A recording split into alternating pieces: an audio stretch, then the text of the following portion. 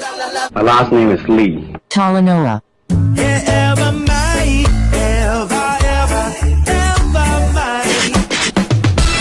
Ever Mai, and tune in to our podcast, LALINOA Podcast. Welcome everybody out there to this our LALINOA podcast, and a special podcast today. We've got a special guest. We got Swiss here. He's here in the Kingdom of Tonga. He's got a concert later on this week on Saturday, but we'll get into that. But welcome to our LALINOA podcast, and welcome to Tonga, Swiss. What's up, Toko? Thank you for having me. It's always good to come back home and see your pretty face, my brother. Yeah, I know. It's pretty. It is pretty, especially with my mustache. Swiss is your stage name. Swiss, please, can you start off with your name and where you from here in Tonga? My full name is Sioeli Pepa Manu, and I come from, my father's from Vaini. So that's where we're from, and my mother's from Niua Toptapu. Swiss, you've just mentioned your parents from Vaini and Niua Toptapu. How important is that to you? Because I know us Tongans, we say we're from Tonga, but we also rep where we're from in Tonga. How important is it for you to always represent Vaini and also Niua? Yeah, I think it's massive. Just even being Tongan in general, you know, when you go out, wherever you are in the world, you meet another Tongan, there's that automatic connection there. But then when someone's from Vaini or from Niua, it makes it that little bit closer. I think for me, it's important to understand just where we're from. It's something that I want to pass on to my kids as well. You know, my kids are also half Samoan as well, so I want them to know their Tongan side really well. You know, because you never know, further down the line, they could end up marrying off to Pa'alangis or things like that. But I think these things are really important because then at the end of the day, they're able to trace their roots back, Swiss, being an artist, being a musician, that's like you're opening the door to the unknown. You know, it's different from having a set career where you strive to be an accountant, strive to be a lawyer. You already know that there's going to be job opportunities already. What was it at a young age that you thought to yourself that being a singer? Obviously, you've heard yourself sing. You know you can sing. So what is it that this is going to be the path and the career that you're going to be taking? Man, to be honest, it's I just love doing it. Yeah, I think at the end of the day, hearing music and being able to sing the music that I was listening to, it made me feel good. And I think it was one of those things where as I was getting older, I felt that, you know, how I was feeling all depended on, you know, or the music that I was listening to depended on how I was feeling. So if I was feeling sad, I wanted to hear something, or vice versa, the music would make me feel how, you know, however, whatever kind of sound it was. So then I also learned that, you know, music could then be a way of me being able to express myself. I think before becoming a musician, I would say I was pretty mae, you know, I was one that would go into places and sort of stand at the back. I still kind of do that now, but I think if I'm ever put in a situation where I have to speak, it's a lot easier now because of, you know, the music thing. But yeah, I think it's a lot of things. It's understanding that it's a way that I could express myself, and just something that I connected to pretty young. You just mentioned Ma. Can you name a time in your life that you first overcome that Ma? What age were you to get up on stage, whether it's in church or in school or wherever, that you kind of had to overcome that Ma to be able to do any sort of singing on stage? Yeah, I think it's definitely whakame, you know. In whakame, you're sort of, you know, the laulea soni stuff. I think that's when you're Ma, but then I learned pretty young when it came to like doing like skits or something for whakame. Yeah. I was a bit of a cartoony on stage, but I learned at that time that, you know, if I can make people laugh, then it would make me feel less nervous, or, you know, I felt that, you know, I was entertaining them a bit, so there was less pressure on me to thing. And I think that was probably the earliest moments where I sort of learned that, you know, maybe this performance thing is something that I also want to do too. So, but yeah, that would probably be the earliest stages. What was why go with a stage name? And not just your name when you're on stage. What does Swiss mean? Yeah. And second, why go with a stage name and not just going with your name? I think Swiss, it was actually I used to graffiti, you know, so that was my graffiti name. And then when I decided that I was going to become a musician, it was Young Swiss. There's no meaning behind it. It was just a cool word for me to write. But I think it's one of those things where when you're young, you sort of, how would you say it? You sort of had different morals and values, eh? And for me, I didn't think that Sioeli or Pepa was cool enough to be able to use as my name going out into the world. And then at the same time too, I feel like at the young age when I created Swiss, and I think it was like a whole different persona. Eh? So it was sort of like a, how would you say it? It was like Alter ego. Alter ego, Yeah. in a sense. But see, as you see it now, I'm a little bit older. You know, just released my first album in over 10 years, and I've decided to name it Pepa. Yeah. Because I want people to know who I am. And to be honest with you, if I knew what I knew now, I probably would have taken on Pepa. Or, you know, I think at the end of the day, it means a lot more to me. Whereas Swiss was, like I said, it was just a part of my life where, you know, I sort of started off and wanted to, be a cool guy, really. You know what I mean? So. We'll get on to Pepa, especially with the latest album. But I want to touch on the first time of you listening to yourself, first time producing your first song, your first record, going, you know, engineering the music all the way to you singing to it, and then listening to yourself. Just talk about that whole experience.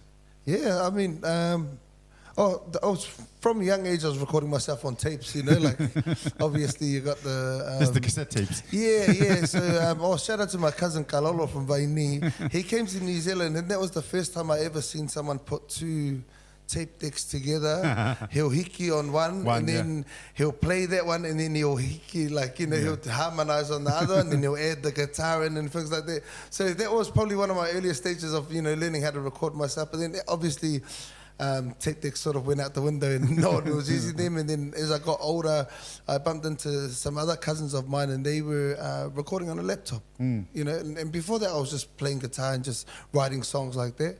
But then when I seen them recording on a laptop, then I learned that I didn't have to go to any big studio or anything. So I just asked them what programs they had and downloaded them illegally. And then, many years on, we're here. So, I think that whole experience just, it was one of those ones. I just, was creating stuff to be able to express myself. I wouldn't ever play any of those songs to anyone now. But yeah. But going from recording these sort of music just for you, your cousins, could be an experiment, something that you probably later on want to do in the future, to listening to yourself for the first time on radio. Yeah. How did that feel? Where were you when you first time heard yourself on radio, and how did it make you feel? I was in New Zealand. Yeah. So I went on my first tour back to New Zealand, and just hearing on the radio, it was a whole different feeling. It's overwhelming. And to be honest with you, even till this day, it's still overwhelming that, you know, it's being played on air, like even driving through Tonga and hearing my music on radios. It's a whole different feeling. I think for me as an artist, it's you feel appreciated, eh? You know what I mean? You know, obviously you're creating music because that's what you love doing, but to hear it playing in other people's cars, whether that be on radio or they're playing it on their phones, they've taken the time to go onto that radio station or go onto their phone. So for me, it's massive. You know what I mean? So I think it's very overwhelming in a sense, but appreciate it very much.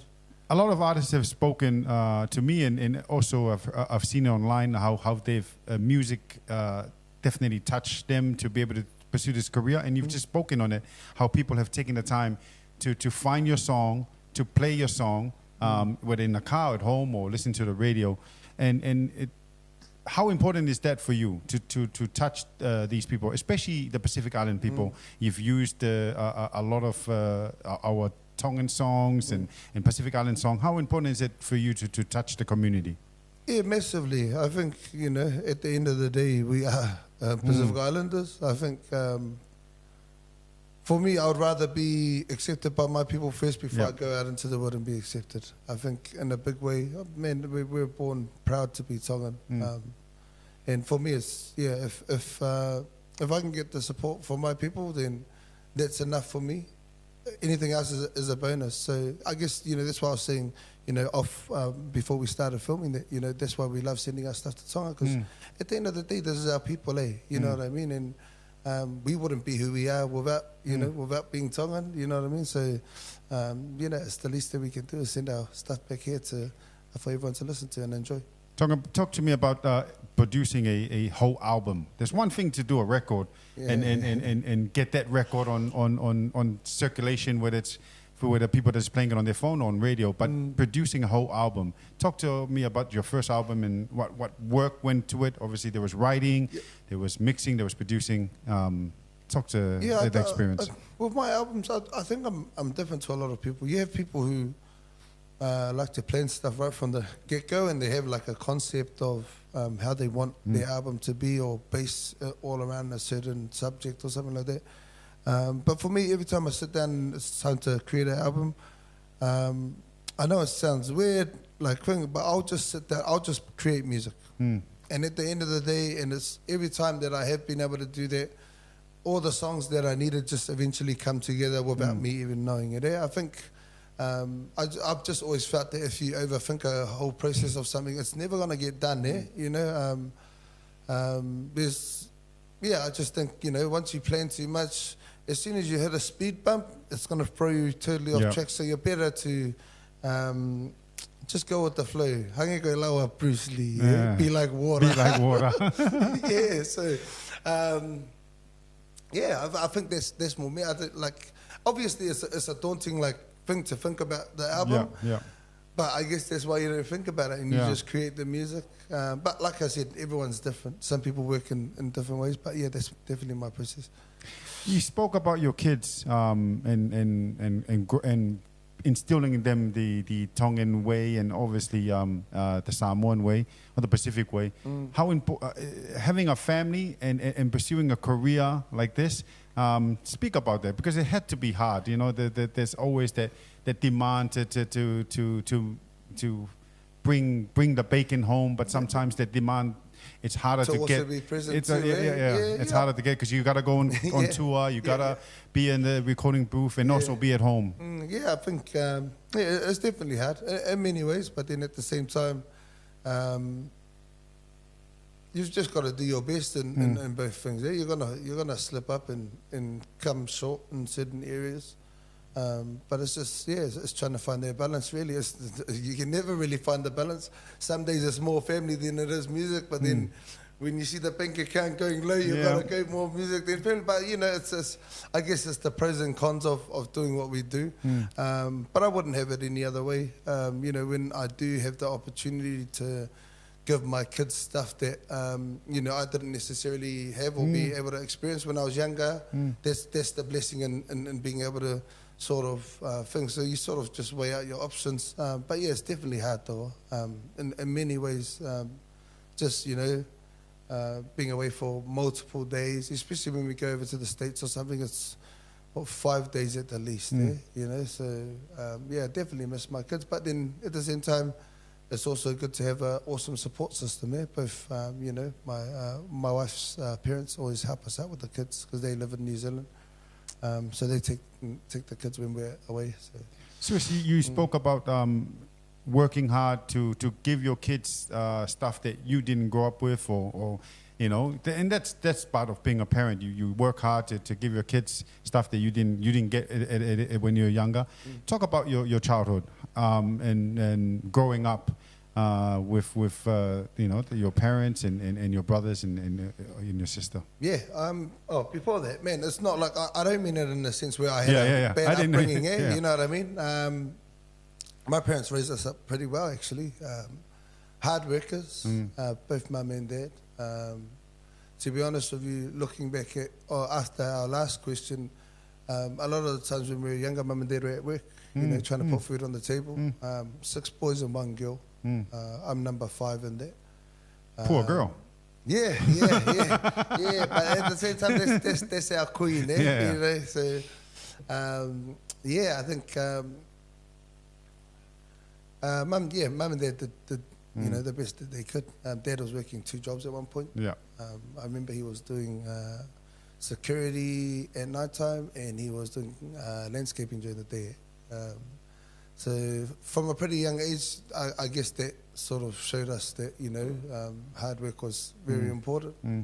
My dad came to New Zealand as a 16-year-old to go to board in New Zealand. Eh? Wow. And he just sort of, made, a life out of that opportunity. Eh? I don't even think he finished school. I think he, ended up finding a job and things like that. But just to see the opportunities that he's been able to create, it's been massive too. So, but yeah, in regards to my upbringing, it's your typical, I want to say typical, but it's your normal Tongan upbringing. Mum and Dad raised us up in church. We went to the Wesleyana Church in Upper Hutt in Wellington. Once again, 6 boys, 1 girl. Came from a family of a whole lot of rugby players. I played rugby too, but obviously I took the music because I wasn't good enough. And then, mum and dad did an awesome job. Taught us well. I think a lot of the morals and values that they taught us when we were younger have now carried on to us being adults. So, pretty simple upbringing, but very thankful. You spoke about the household of rugby players, and to the 2 people who don't know, that your older brother is Sika Manu, the former captain of the Mate Matonga, and also captained the team in the 2017 historical tour, or World Cup, made it to the semi-final. So players like Sika Manu, like your brother, they get to play in front of the Sea of Red or the Tsunami of Red or Red Sea. You got to sing in front of the Red Sea, the anthem. Talk about that experience of singing the national anthem in front of the our people, and also to represent not just your brother but the Mate Matonga team. Yeah, it was massive. I think it was probably one of the most nerve-wracking ones, because at the same time you're singing the Tongan national anthem, and the one thing you don't want to do is sing it wrong, or So I think that was probably one of the biggest. But I mean, for me, it's a special experience. I don't think you'll ever see it again. To have someone who singing the national anthem and their brother's the captain. You know what I mean? It was awesome for us, because at the same time we're very proud Tongans. Yeah. But at the same time, to have both of us standing there right by each other, it was a whole different feeling. But the hardest thing for me was to stop myself from tinging while I'm singing it, because I know he's tinging, so I didn't bother looking over. But I mean, it's one of those things for us, like, in a sense, the way that our 2 worlds came to align. Obviously he's got his rugby thing. He's been a day one supporter. He bought all my first microphones and all those sort of things. So, like, for us to both go off on our journeys of, whatever we did professionally, and for it to come back to that, and in such a historical moment, I think that's something that you'll never, ever be able to see again. And I think, for me, it's just one of those things that will go down as one of the, highlights of my career. I don't think there's too many things that could top it. Yeah, I think I have heard the previous interviews of shouting out to your brother for the help, and it's amazing. It's part of being Tongan. You help out each other. Talk about right now. I want to talk about, you have a song come out, Gardenia. It's a classic. It's one of my favorite classics. It's actually my late grandma and my mom's favorite song. So it's important to me. But talk about first how scary it is to take an old classic and Swiss it to one of your songs, and also how important it is to take an old classic and redo it in your way. Yeah, I think for me, like, a lot of people don't know, but there's already an older version of Katina that I made in my earlier. It was probably made in, say, 2010 or 11. But then obviously when I sort of, released my first album and that, I was scared of touching it, because then it became a bigger audience, and I sort of was afraid of the politics behind it. I think for me, at the end of the day, it's a Queen Salote song, so I wanted to do it justice in a big way, and I just wanted to be able to, how would you say it?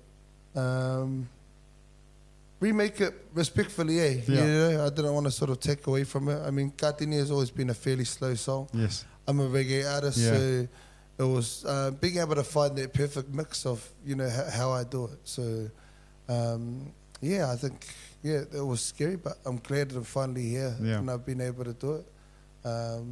Yeah, I just hope it's, yeah, people. People, yeah. people I like love it. People love it. Thank you. I know we're getting a lot of messages saying Yeah. it's a good rendition Oh, of cool. the song. So well done. And it leads me on to the new album. Yep. You said that on the answer before that you finally come out. It's pretty much you're coming out. You're saying this album is called Pepa. Yeah. You know, it's shows maturity. It shows that you're no longer wanting that alter ego that you thought they would make you look cool. No now more singing naughty songs. no more. So talk about this album. Why is it important and why it had to be done? Yeah, I just felt that I'm in a stage in my life where I sort of wanted to give people a bit more of the person behind the music. Eh? Yeah.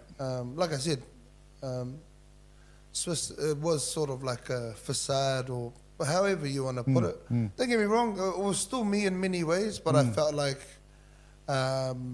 it wasn't me. Like Swiss on stage and in studio compared to Pepa, you probably wouldn't even think that they're the same person, you know? Like if you were to put a face on Swiss and put a face on Pepa, they're totally two different people. And I just felt like with this, I wanted to touch on things that, you know, I haven't touched on before, you know, like in subjects and sort of wanted to give people a bit more of who I am. I felt like with my first first albums, a lot of them were sort of like up-tempo, you know, fun party songs. Whereas me, sort of away from the mic, I'm actually pretty chilled, you know what I mean? I'd rather LA at home than go out to all the functions and things like that. Eh? So, yeah, I felt like that's what I wanted to touch on. And if you listen to this, I think this album, Pepa, has probably only got like one sort of fast song on it. Yeah. And the rest are all sort of, you know, sort of groovy reggae songs, you know, sort of slowed down a bit. But yeah, I think if anything, I just wanted to sort of, yeah, give people a bit more of who I am behind Swiss. And, you know, I was able to do songs like Deo Hiki, you know, church song on anything that I've sort of done. Obviously, Kaatinia. There's songs like Push Forward, where I speak about pushing through different, you know, things. And another song called Better Days, which is actually in Better Days in brackets, note to self. It's a song that I would like to listen to when I'm not having the best days. So yeah, I think I sort of opened up a bit more in a sense on this album. You're going to be performing this Saturday at the Queen Southern Memorial Hall. The concert, you're putting it on for Tonga because it's a free entrance.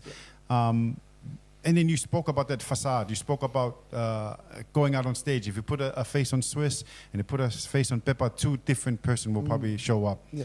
Then that facade was like a comfort zone, definitely, or protective. Yeah, You go out on stage, you put that facade on because it makes you feel comfortable on stage. You've performed as Swiss pretty much your whole career. You're going to perform this Saturday as Pepa. What is the difference of performing this Saturday as Pepa than what you did pretty much your whole career? Because you're now singing about songs that you've written that means a lot to you. Yeah, I think in terms of performance, it's still going to be the fun performance. I think I just have a better understanding of myself as a person.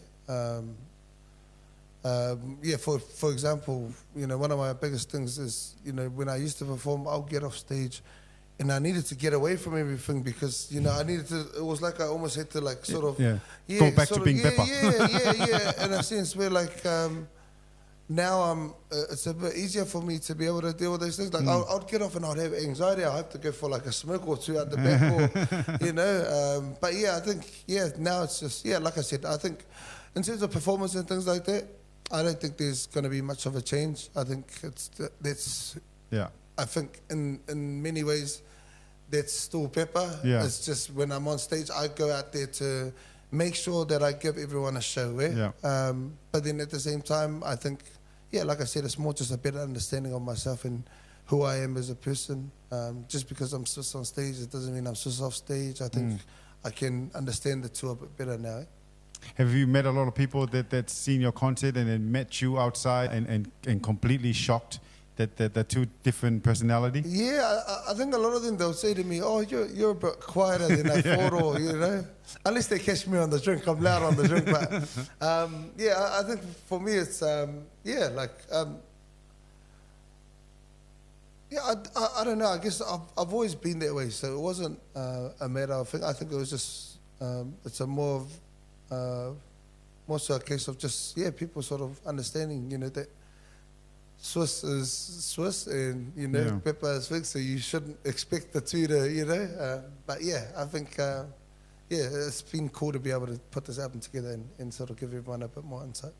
Talking about the album, my last question about the album is you've set the date to release it. Yeah. It's getting close to that date. It's a very personal album. It's pretty much an album of you coming out as Pepa.